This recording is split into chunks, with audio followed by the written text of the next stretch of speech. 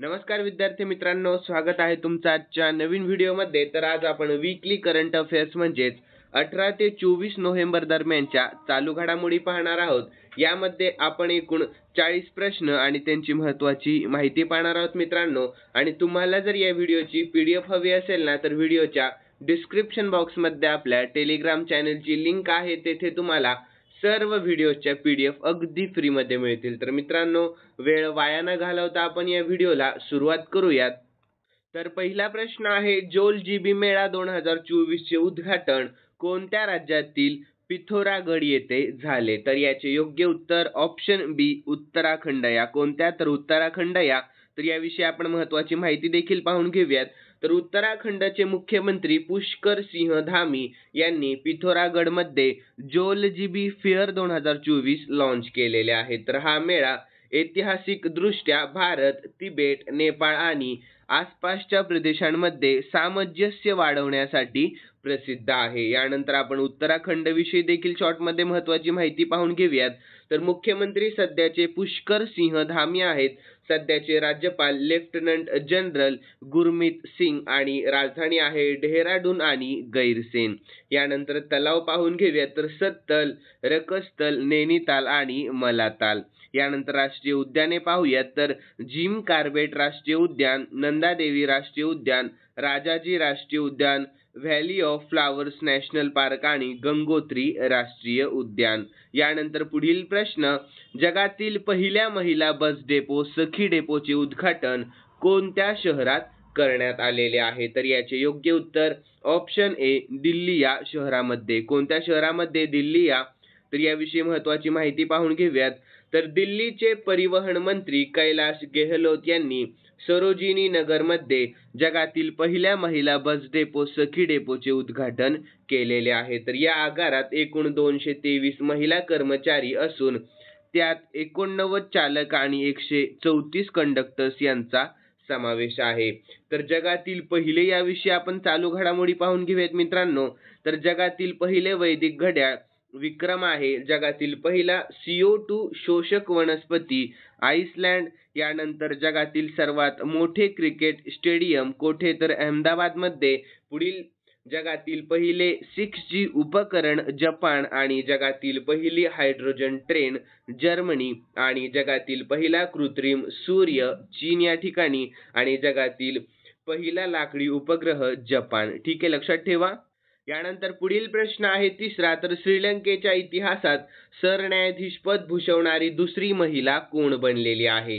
तर याचे योग्य उत्तर ऑप्शन ए मुर्दू निरूपा विदुशिनी फर्नांडो बनलेले आहेत। तर याविषयी आपण महत्त्वाची माहिती पाहून घेऊया। तर श्रीलंकेच्या संवैधानिक परिषदेने देशाचे सरन्यायाधीश म्हणून न्यायमूर्ती मुर्दू निरूपा विदुशिनी फर्नांडो यांच्या नियुक्तीला औपचारिक मान्यता दिलेली आहे।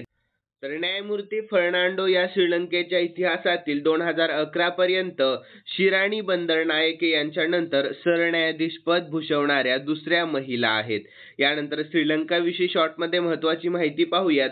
राजधानी कोलंबो, चलन आहे श्रीलंकन रुपया आणि सध्याचे राष्ट्रपती अनुरा कुमारा दिसानायके आहेत आणि सध्याचे पंतप्रधान हरिणी अमर सूर्या। यानंतर पुढील प्रश्न चौथा, तर दिल्ली महानगरपालिकेचे नवीन महापौर म्हणून कोणाची निवड झालेली आहे? तर याचे योग्य उत्तर ऑप्शन ए महेश कुमार खिंची यांची निवड झालेली आहे। कोणाची? तर महेश कुमार खिंची यांची।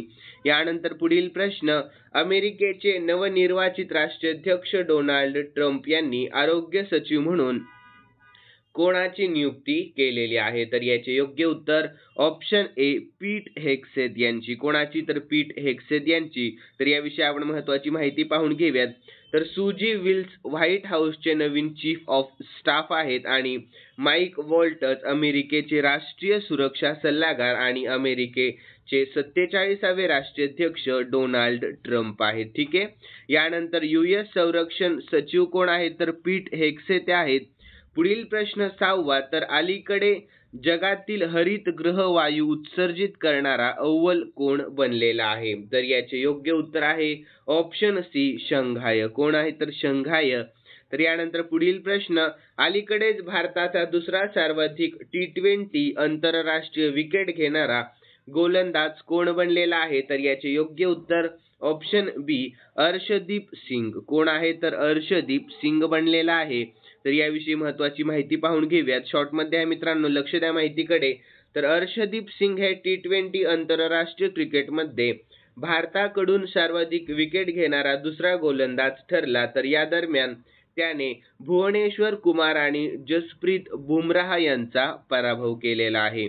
यानंतर पुढील प्रश्न, नोव्हेंबर 2024 मध्ये नायजेरियाचा दुसरा सर्वोच्च सन्मान grand commander of the order of the Niger कोणाला प्रदान करण्यात आलेला आहे? तर याचे योग्य उत्तर ऑप्शन सी नरेंद्र मोदी यांना. कोणाला? तर नरेंद्र मोदी यांना प्रदान करण्यात आलेला आहे. तर याविषयी आपण महत्त्वाची माहिती पाहून घेऊयात. नायजेरियाचे राष्ट्रपती बोला अहमद टिनुबू यांनी पंतप्रधान नरेंद्र मोदी यांना देशाचा दुसरा सर्वोच्च राष्ट्रीय पुरस्कार grand commander of the order of the Niger देऊन सन्मानित केलेले आहेत. तर नायजेरियातून भारतीय पंतप्रधानांना हा सन्मान मिळाल्याची ही पहिलीच वेळ आहे आणि हा सन्मान मिळवणारे ते दुसरे परदेशी व्यक्ती देखील आहेत. तर त्यांच्या आधी 1969 मध्ये एलिझाबेथ या एकमेव परदेशी व्यक्ती होत्या. यानंतर नायजेरियाविषयी आपण शॉर्टमध्ये महत्त्वाची माहिती पाहून घेऊया. तर राजधानी आहे अबुजा, चलन आहे नायजेरियन नायरा आणि सध्याचे राष्ट्रपती बोला अहमद टिनुबू आहेत. ठीक आहे, लक्षात ठेवा मित्रांनो. यानंतर पुढील प्रश्न आहे, भारताचा संचार उपग्रह GSAT-20 कोणी प्रक्षेपित केलेला आहे? तर याचे योग्य उत्तर ऑप्शन सी SpaceX ने प्रक्षेपित केलेला आहे. तर याविषयी महत्त्वाची माहिती पाहून घेऊयात. तर 19 नोव्हेंबर 2024 रोजी भारताचा जड संचार उपग्रह GSAT-20 4700 किलो वजनाचा SpaceX द्वारे केप कॅनवेरल USA येथून प्रक्षेपित केला जाईल. तर इंडियन स्पेस रिसर्च ऑर्गनायझेशन म्हणजेच इस्रोने विकसित केलेला हा उपग्रह दुर्गम भागात इंटरनेट कनेक्टिव्हिटीसह आवश्यक दळणवळण सेवा प्रदान करेल. यानंतर 10वा प्रश्न, जागतिक प्रतिजैविक प्रतिकार जागरूकता सप्ताह म्हणजेच WAAW 2024 कधी साजरा केला जातो? तर याचे योग्य उत्तर ऑप्शन बी 18 ते 24 नोव्हेंबर दरम्यान. केव्हा? तर 18 ते 24 नोव्हेंबर दरम्यान. तर याविषयी महत्त्वाची माहिती पाहून घेऊयात. तर जागतिक AMR जागरूकता सप्ताह ही 18 ते 24 नोव्हेंबर दरम्यान पाळली जाणारी वार्षिक जागतिक मोहीम आहे. तर त्याचे प्राथमिक उद्दिष्ट प्रतिजैविक प्रतिकार बद्दल जागरूकता आणि समज वाढवणे हे आहे.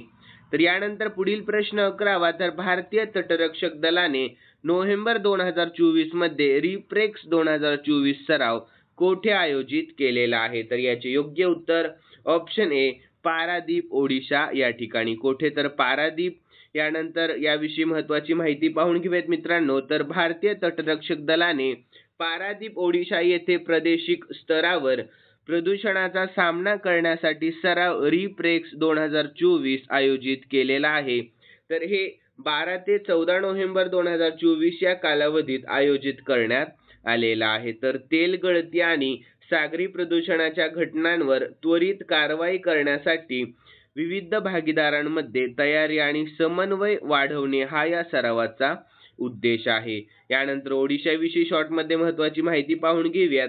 राजधानी भुवनेश्वर, सध्याचे मुख्यमंत्री मोहन चरण माझी, सध्याचे राज्यपाल रघुबर दास आणि राष्ट्रीय उद्यान भितरकणिका सिमलीपाल.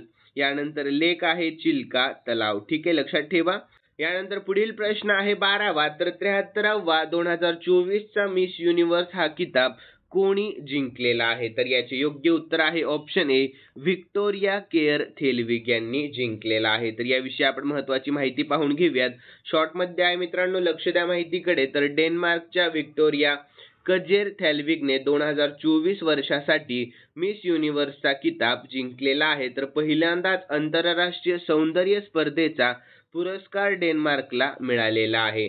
तर मिस नायजेरिया चिडिन्मा अदेत्सिना द्वितीय, तर miss Mexico Maria Fernanda Beltran तृतीय क्रमांकावर आहे. तर यानंतर पुढील प्रश्न, तर कोणत्या देशाने अलीकडेच ग्लोबल एनर्जी एफिशियन्सी अलायन्स सुरू केले आहे? तर याचे योग्य उत्तर ऑप्शन डी UAE या देशाने. लक्षात ठेवा.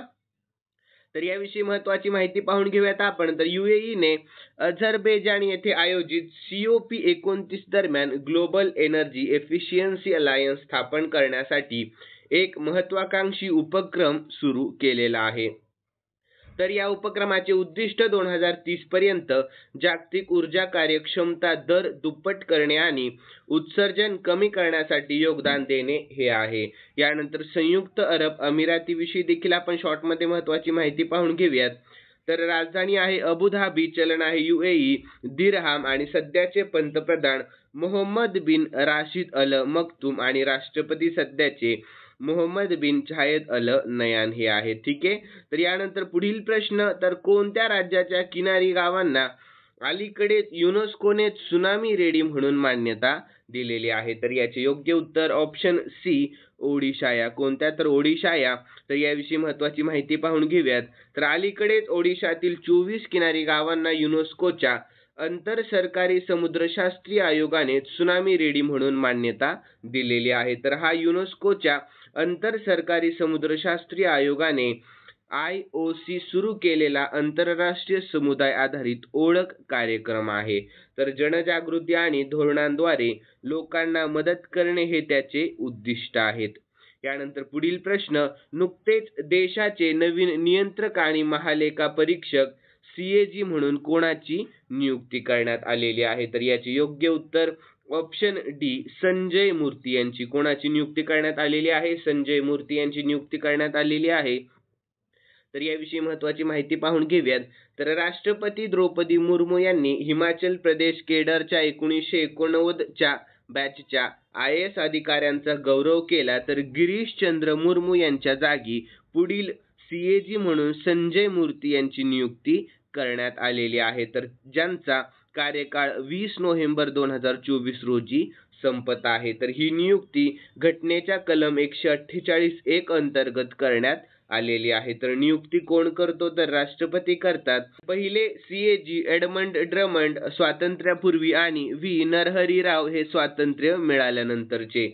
यानंतर पुढील प्रश्न 16वा, तर कोणत्या देशाने नुकतेच नवीन संविधान मंजूर केलेले आहे? तर याचे योग्य उत्तर आहे मित्रांनो ऑप्शन बी गॅबॉन या देशाने. कोणत्या? तर गॅबॉन या. तर याविषयी महत्त्वाची माहिती पाहून घेऊया. तर गॅबॉनमध्ये ऐतिहासिक सर्वमत घेण्यात आले, ज्यामध्ये 91% मतदारांनी नवीन संविधानाच्या बाजूने मतदान केलेले आहे. तर 55 वर्षाच्या वंशपरंपरागत राजवटीचा अंत करणे आणि लोकशाही नागरी सरकारची पुनर्स्थापना सुनिश्चित करणे हा या संविधानाचा उद्देश आहे. तर ऑगस्ट 2023 मध्ये सत्ता पालट करून सत्तेवर आलेल्या सत्ताधारी लष्करी जटांनी हे सर्व मत घेतले आहे. यानंतर आपण गॅबॉन विषयी शॉर्टमध्ये महत्त्वाची माहिती पाहून घेऊया. तर राजधानी आहे लिब्रेव्हिल आणि चलन आहे मध्य आफ्रिकन CFA फ्रॅक आणि राष्ट्रपती आहेत ब्रिस ओलीगुई गुमा. यानंतर मित्रांनो पुढील प्रश्न आहे 17वा, तर आंध्र क्रिकेट असोसिएशन म्हणजेच ACA महिला क्रिकेटचे मार्गदर्शक म्हणून कोणाची नियुक्ती करण्यात आलेली आहे? तर याचे योग्य उत्तर ऑप्शन बी मिताली राज यांची नियुक्ती करण्यात आलेली आहे. कोणाची? तर मिताली राज यांची. तर याविषयी महत्त्वाची माहिती पाहून घेऊयात. तर मिताली राजची 3 वर्षाच्या करारावर आंध्र क्रिकेट असोसिएशनने म्हणजेच ACAने महिला क्रिकेट ऑपरेशन्सची मार्गदर्शक म्हणून नियुक्ती केलेली आहे. तर त्यांची भूमिका राज्यभरातील तरुण प्रतिभा शोधणे आणि त्यांचे पालन पोषण करण्यावर भर देणे हे आहे. यानंतर पुढील प्रश्न, भारताचे 56वे व्याघ्र प्रकल्प कोणता बनलेला आहे? महत्त्वाचा प्रश्न आहे मित्रांनो, प्रश्नाकडे लक्ष द्या. तर याचे योग्य उत्तर ऑप्शन ए गुरु घासीदास तमोर पिंगला व्याघ्र प्रकल्प. कोणता? तर गुरु घासीदास तमोर पिंगला व्याघ्र प्रकल्प. तर याविषयी आपण महत्त्वाची माहिती पाहून घेऊया. तर केंद्रीय पर्यावरण मंत्री भूपेंद्र यादव यांनी घोषणा केलेली आहे की छत्तीसगडमधील गुरु घासीदास तमोर पिंगला व्याघ्र प्रकल्प हे देशातील 56वे व्याघ्र प्रकल्प आहे. यानंतर गुरु घासीदास तमोर पिंगला व्याघ्र प्रकल्प 2829 चौरस किलोमीटर मध्ये पसरलेला आहे. तर आंध्र प्रदेशातील नागार्जुन सागर श्री शैलम व्याघ्र प्रकल्प आणि आसाममधील मानस व्याघ्र प्रकल्पानंतर हे देशातील 3रे मोठे व्याघ्र प्रकल्प आहे. यानंतर मित्रांनो पुढील प्रश्न आहे 19वा, तर टाटा स्टील चेस ब्लिट्झ महिला विजेतेपद कोणी जिंकलेले आहे? तर याचे योग्य उत्तर आहे मित्रांनो ऑप्शन डी, कॅटेरिना लेग्नो यांनी. कोणी? तर कॅटेरिना लेग्नो यांनी जिंकलेले आहे. तर याविषयी आपण महत्त्वाची माहिती पाहून घेऊयात. शॉर्टमध्ये आहे तर मॅग्नस कार्लसनने 13 गुणांसह कोलकाता येथे टाटा स्टील चेस इंडिया ब्लिट्झचे विजेतेपद जिंकलेले आहे. तर ग्रँड मास्टर कतरिना लेग्नोने 2024 टाटा स्टील चेस इंडिया महिला ब्लिट्झ जिंकलेले आहे. यानंतर पुढील प्रश्न 20वा. तर महत्त्वाचा प्रश्नाकडे लक्ष द्या. तर SBI आर्थिक वर्ष 2024 ते 25 मध्ये किती नवीन शाखा उघडेल? तर याचे योग्य उत्तर ऑप्शन सी, 500 नवीन शाखा उघडेल. किती? तर 500. तर याविषयी महत्त्वाची माहिती पाहून घेऊयात. तर केंद्रीय अर्थमंत्री निर्मला सीतारामन यांनी जाहीर केलेले आहे की सार्वजनिक क्षेत्रातील स्टेट बँक ऑफ इंडिया म्हणजेच SBI आर्थिक वर्ष 2024 ते 25 मध्ये 500 नवीन शाखा उघडणार आहे. तर SBI ची स्थापना 1 जुलै 1955 मध्ये झाली. मुख्यालय आहे मुंबई आणि सध्याचे अध्यक्ष कोण आहेत? तर छल्ला श्रीनिवासुलू शेट्टी आहेत आणि ब्रँड अँबॅसेडर आहेत MS धोनी. ठीक आहे. यानंतर मित्रांनो पुढील प्रश्न. तर 19वी G20 शिखर परिषद 2024 कोठे झाली? तर याचे योग्य उत्तर ऑप्शन ए, ब्राझीलमध्ये झाली. कोठे? तर ब्राझीलमध्ये. तर याविषयी महत्त्वाची माहिती देखील पाहून घेऊयात आपण. PM मोदी 19व्या G20 शिखर परिषदेत सहभागी होण्यासाठी रिओ दी जानेरो येथे पोहोचले. तर 19व्या G20 शिखर परिषदेची सुरुवात एक न्याय आणि शाश्वत जग निर्माण करणे या थीमने झाली. तर पहिल्या दिवशी उद्घाटन सत्रादरम्यान जागतिक नेत्यांनी भूक आणि गरिबीवर जागतिक युतीवर चर्चा केली आहे. तर ब्राझीलविषयी शॉर्टमध्ये महत्त्वाची माहिती पाहूयात. राजधानी ब्राझिलिया, चलन ब्राझिलियन रियल आणि सध्याचे अध्यक्ष लुईज इनासियो लुला दा सिल्वा. यानंतर पुढील प्रश्न 22वा. तर एअर एक्स्पो 2024 कोठे सुरू झाला? तर याचे योग्य उत्तर आहे ऑप्शन ए, अबुधाबीमध्ये. कोठे? तर अबुधाबीमध्ये सुरू झाला. तर यानंतर आपण याविषयी महत्त्वाची माहिती पाहून घेऊयात. तर अबुधाबीमध्ये एअर एक्स्पो 2024 सुरू झाला. तर 19 ते 21 नोव्हेंबर दरम्यान सुरू झाला, लक्षात ठेवा. आणि UAE मंत्री शेख नयान बिन मुबारक अल नयान यांच्या हस्ते एक्स्पोचे उद्घाटन केलेले आहे. यानंतर या वर्षीच्या एक्स्पो विमान वाहतूक उद्योगासाठी शाश्वत उपायांवर केंद्रित आहे. तर या उद्योगातून कार्बन उत्सर्जन कमी करण्यासाठी अत्याधुनिक तंत्रज्ञानाचे प्रात्यक्षिक दाखवण्यात आलेले आहे. तर संयुक्त अरब अमिरातीविषयी आपण शॉर्टमध्ये महत्त्वाची माहिती पाहून घेऊयात. राजधानी अबुधाबी आहे आणि चलन आहे UAE दिरहाम आणि सध्याचे पंतप्रधान मोहम्मद बिन राशिद अल मक्तूम आणि सध्याचे राष्ट्रपती मोहम्मद बिन झायद अल नयान हे आहेत. यानंतर पुढील प्रश्न आहे 23वा. तर जगातील 5वी आणि भारत देशातील पहिली नाईट सफारी कोठे केली जात आहे? तर याचे योग्य उत्तर आहे ऑप्शन सी, लखनौमध्ये. कोठे? तर लखनौमध्ये. तर याविषयी महत्त्वाची माहिती पाहून घेऊयात. तर डिसेंबर 2026 मध्ये उत्तर प्रदेश देशाला पहिली नाईट सफारी भेट देईल. तर या राजधानी लखनौमध्ये विकसित होणारी ही नाईट सफारी देश आणि जगातील निसर्गप्रेमींसाठी एक नवीन रोमांचक केंद्र असेल. यानंतर ही जगातील 5वी नाईट सफारी असेल, हेही लक्षात ठेवा. आणि जगातील पहिले यावर आपण चालू घडामोडी पाहून घेऊया. तर जगातील पहिले वैदिक घड्याळ विक्रम, जगातील पहिली CO2 वनस्पती आईसलँड, जगातील सर्वात मोठे क्रिकेट स्टेडियम अहमदाबाद आणि जगातील पहिले 6G उपकरण जपान हे आहे. आणि जगातील पहिली हायड्रोजन ट्रेन जर्मनी, जगातील पहिला कृत्रिम सूर्य चीन आणि जगातील पहिला लाकडी उपग्रह जपान आणि जगातील पहिले महिला बस डेपो सखी डेपो, जगातील पहिले उच्च उंचीचे para sport centre Leh Ladakh आहे. लक्षात ठेवा मित्रांनो, खूप महत्त्वाची माहिती असते. यानंतर पुढील प्रश्न आहे 24वा.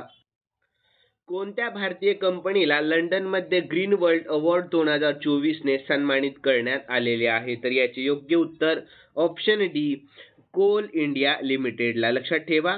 तर याविषयी आपण महत्त्वाची माहिती पाहून घेऊया. तर कोल इंडिया लिमिटेडला ग्रीन वर्ल्ड अवॉर्ड 2024 मध्ये CSR श्रेणीतील प्रतिष्ठित हरित जागतिक पर्यावरण पुरस्कार प्रदान करण्यात आलेला आहे. तर CIL थॅलेसेमिया बाल सेवा योजनेसाठी मान्यता मिळाली, जी स्टेम सेल प्रत्यारोपणाद्वारे 600हून अधिक थॅलेसेमिया रुग्णांना उपचारात्मक उपचार प्रदान करते. तर यानंतर CILचं लॉंग फॉर्म तर कोल इंडिया लिमिटेड. तर याविषयी महत्त्वाची माहिती पाहून घेऊयात. स्थापना 1975, मुख्यालय कोलकाता पश्चिम बंगाल आणि सध्याचे अध्यक्ष श्री PM प्रसाद हे आहेत.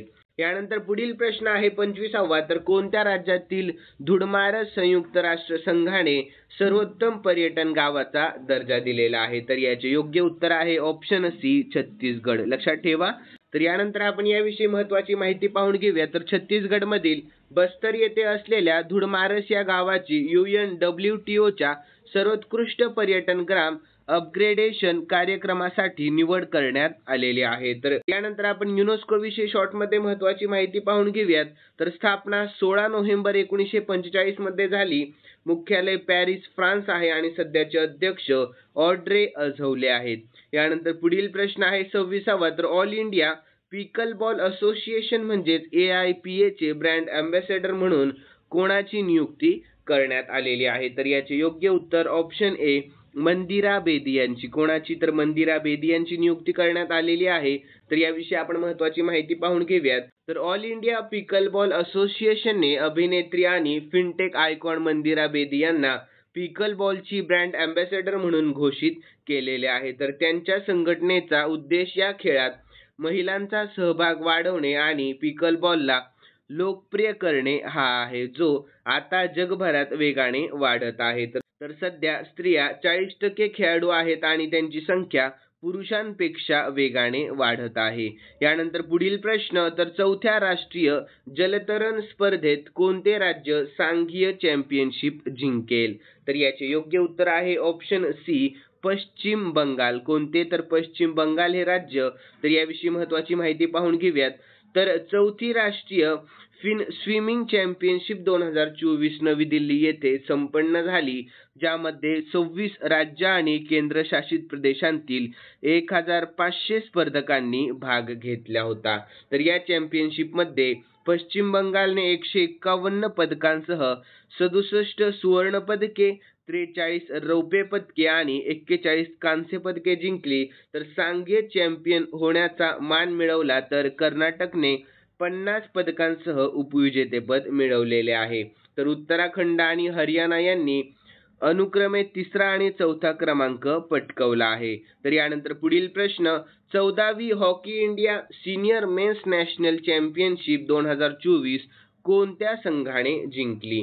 तर याचे योग्य उत्तर आहे option A, Odisha hockey association. कोणत्या? तर ओडिशा हॉकी असोसिएशन. तर याविषयी महत्त्वाची माहिती पाहून घेऊयात. तर ओडिशाने 14व्या हॉकी इंडिया सिनियर नॅशनल चॅम्पियनशिपच्या अंतिम फेरीत हरियाणाला 5-1 ने पराभूत करून पहिले सुवर्ण पदक जिंकले आहे. यानंतर पुढील प्रश्न. महिला आशियाई हॉकी चॅम्पियन्स ट्रॉफी 2024 चे विजेतेपद कोणी जिंकले आहे? तर याचे योग्य उत्तर ऑप्शन B, आपल्या भारत देशाने. कोणी? तर भारत देशाने. तर याविषयी महत्त्वाची माहिती पाहून घेऊयात.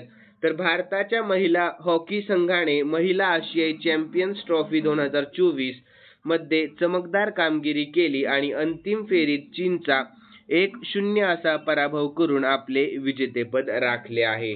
तर कार्यक्रम राजगीर, बिहार, भारत आणि 11 ते 20 नोव्हेंबर दरम्यान होता आणि आवृत्ती 8वी होती आणि सर्वोत्कृष्ट खेळाडू आहे दीपिका सेहरावत. यानंतर मित्रांनो पुढील प्रश्न.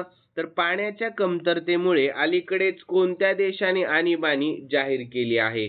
तर याचे योग्य उत्तर ऑप्शन A, इक्वेडोरिया. कोणत्या देशाने? तर इक्वेडोरिया देशाने. तर याविषयी महत्त्वाची माहिती पाहून घेऊयात. तर अलीकडेच दक्षिण अमेरिकन देश इक्वेडोरने जंगलातील आग आणि पाण्याच्या कमतरतेमुळे देशात आणीबाणी जाहीर केलेली आहे. तर पर्यावरण मंत्रालयाने मंजूर केलेली आणीबाणीची स्थिती 60 दिवस टिकेल. तर इक्वेडोरला 6 दशकांतील सर्वात भीषण दुष्काळाचा सामना करावा लागत आहे. तर इक्वेडोर विषयी आपण शॉर्टमध्ये महत्त्वाची माहिती पाहून घेऊयात. राजधानी आहे क्विटो आणि चलन आहे युनायटेड स्टेट्स डॉलर आणि सध्याचे अध्यक्ष डॅनियल नोबोवा आहेत. यानंतर मित्रांनो पुढील प्रश्न 31वा, तर नुकतेच श्रीलंकेचे पंतप्रधान कोण झालेले आहेत? तर याचे योग्य उत्तर ऑप्शन ए हरिणी अमरसूर्या झालेले आहेत. कोण आहे तर हरिणी अमरसूर्या. तर याविषयी महत्त्वाची माहिती पाहून घेऊयात.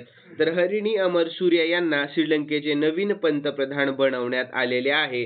तर त्यांनी 16वे पंतप्रधान म्हणून पदभार स्वीकारला. तर अमरसूर्या या श्रीलंकेत पंतप्रधान पद भूषवणाऱ्या तिसऱ्या महिला देखील आहेत. तर त्यांच्या आधी सिरिमाओ बंदरनायके 3 वेळा आणि चंद्रिका कुमारतुंगा 1 वेळा या देशाच्या महिला पंतप्रधान होत्या. यानंतर श्रीलंकेविषयी आपण शॉर्टमध्ये महत्त्वाची माहिती पाहून घेऊयात.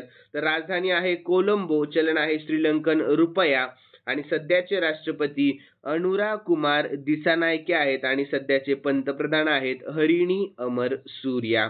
यानंतर मित्रांनो पुढील प्रश्न, कोणत्या देशाने नोव्हेंबर 2024 मध्ये पंतप्रधान मोदींना सर्वोच्च सन्मानाने सन्मानित करण्याची घोषणा केलेली आहे? तर याचे योग्य उत्तर ऑप्शन डी ए आणि बी दोन्ही म्हणजेच गयाना आणि बार्बाडोस या. ठीक आहे, लक्षात ठेवा योग्य उत्तर डी असणार आहे. तर याविषयी आपण महत्त्वाची माहिती पाहून घेऊयात. तर गयाना सरकारने 20 नोव्हेंबर रोजी पंतप्रधान मोदींना देशातील सर्वोच्च राष्ट्रीय पुरस्कार द ऑर्डर ऑफ एक्सलन्स प्रदान करण्याची घोषणा केली. तर याशिवाय बार्बाडोस त्यांना honorary award of freedom of Barbados देऊन सन्मानित करेल. तर यानंतर गयानाविषयी शॉर्टमध्ये महत्त्वाची माहिती पाहून घेऊयात आपण. राजधानी आहे जॉर्ज टाउन, चलन आहे गयाना डॉलर आणि सध्याचे राष्ट्रपती इरफान अली हे आहेत. आणि बार्बाडोस विषयी देखील आपण शॉर्टमध्ये महत्त्वाची माहिती पाहून घेऊयात. राजधानी ब्रिज टाउन आहे, चलन आहे बार्बाडोस डॉलर आणि सध्याचे राष्ट्रपती डेम सँड्रा पुणेला मेसन आहेत. यानंतर मित्रांनो पुढील प्रश्न आहे 33वा, तर 56 वर्षानंतर नरेंद्र मोदी कोणत्या देशाला ऐतिहासिक भेट देणारे पहिले भारतीय पंतप्रधान बनले आहेत? तर याचे योग्य उत्तर ऑप्शन बी गयाना. कोणत्या तर गयाना. तर याविषयी महत्त्वाची माहिती पाहून घेऊयात आपण. शॉर्टमध्ये आहे, लक्ष द्या माहितीकडे. तर 56 वर्षानंतर गयानाला ऐतिहासिक भेट देणारे नरेंद्र मोदी हे पहिले भारतीय पंतप्रधान ठरलेले आहेत. तर गेल्या 56 वर्षात कोणत्याही भारतीय पंतप्रधानांची ही पहिलीच भेट आहे.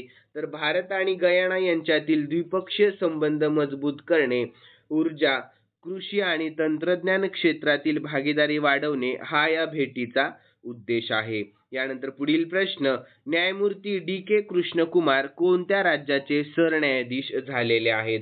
तर याचे योग्य उत्तर ऑप्शन ए मणिपूर या राज्याचे. कोणत्या राज्याचे? मणिपूर या राज्याचे. तर याविषयी महत्त्वाची माहिती पाहून घेऊयात. तर मणिपूर उच्च न्यायालयाला न्यायमूर्ती डी कृष्णकुमार यांच्या रूपाने नवे मुख्य न्यायाधीश मिळालेले आहेत. तर मणिपूरविषयी शॉर्टमध्ये महत्त्वाची माहिती पाहून घेऊयात. राजधानी इम्फाळ, मुख्यमंत्री एन बिरेन सिंग आणि सध्याचे राज्यपाल श्री लक्ष्मण प्रसाद आचार्य हे आहेत. यानंतर पुढील प्रश्न 35वा, तर इंदिरा गांधी शांतता पुरस्कार 2023 ने कोणाला सन्मानित करण्यात आलेले आहे? तर मित्रांनो महत्त्वाचा प्रश्न आहे 2024च्या परीक्षेसाठी. तर याचे योग्य उत्तर आहे ऑप्शन डी ए आणि बी दोन्ही म्हणजेच डॅनियल बेरेन बोईम आणि अली अबू अव्वाद यांना. यानंतर याविषयी आपण महत्त्वाची माहिती पाहून घेऊयात.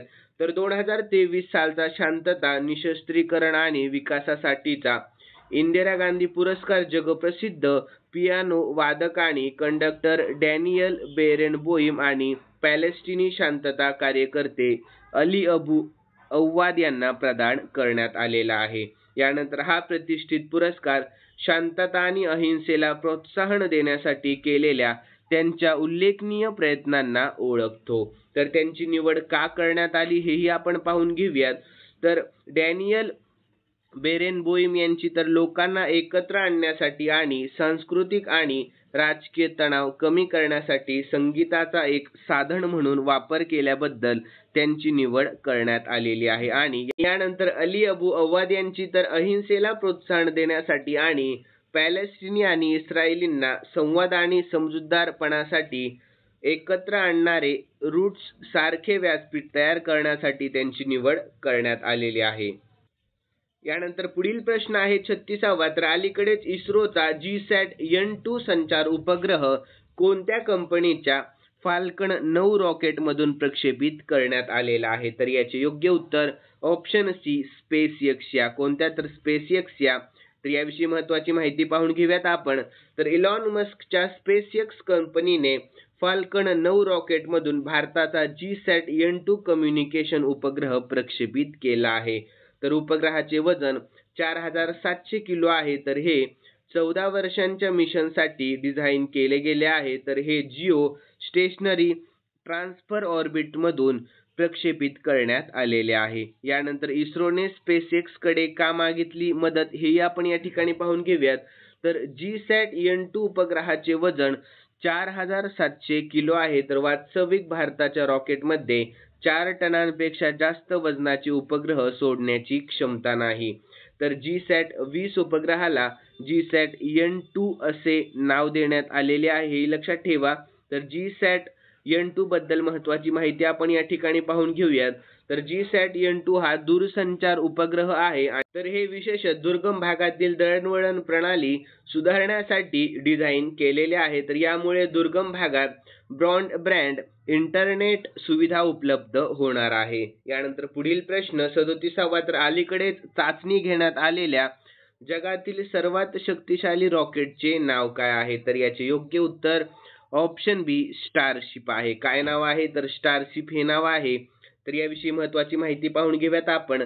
तर एलॉन मस्कची कंपनी SpaceXने टेक्सास US येथून 6व्या चाचणीसाठी जगातील सर्वात शक्तिशाली रॉकेट स्टारशिप लॉन्च केले आहे. तर स्टारशिप स्पेसक्राफ्ट आणि सुपर हेवी रॉकेट यांना एकत्रितपणे स्टारशिप असे म्हणतात. तर स्टारशिपची क्षमता आपण या ठिकाणी पाहून घेऊयात. तर स्टारशिप पृथ्वीवर पॉइंट टू पॉइंट वाहतूक करण्यास सक्षम आहे, ज्यामुळे जगात कुठेही 1 तास किंवा त्यापेक्षा कमी वेळेत प्रवास करता येतो. उदाहरणार्थ न्यूयॉर्क ते दिल्ली हा प्रवास फक्त 1 तासामध्ये करता येऊ शकतो. ठीक आहे. यानंतर पुढील प्रश्न सर्वोत्कृष्ट सागरी राज्य पुरस्कार कोणाला मिळालेला आहे? तर याचे योग्य उत्तर ऑप्शन बी केरळला मिळालेला आहे. कोणाला? तर केरळला. तर यानंतर आपण याविषयी महत्त्वाची माहिती पाहून घेऊया. तर केरळला देशाच्या मत्स्यपालन आणि मत्स्यपालन क्षेत्राच्या विकासात योगदान दिल्याबद्दल सर्वोत्कृष्ट सागरी राज्य पुरस्काराने सन्मानित करण्यात आलेले आहे. तर जागतिक मत्स्य व्यवसाय दिनविषयी आपण महत्त्वाची माहिती पाहूयात. तर 1997 पासून दरवर्षी 21 नोव्हेंबर रोजी जागतिक मत्स्य व्यवसाय दिन जगभरात साजरा केला जातो. तर यानंतर आपण केरळविषयी शॉर्टमध्ये महत्त्वाची माहिती पाहून घेऊयात.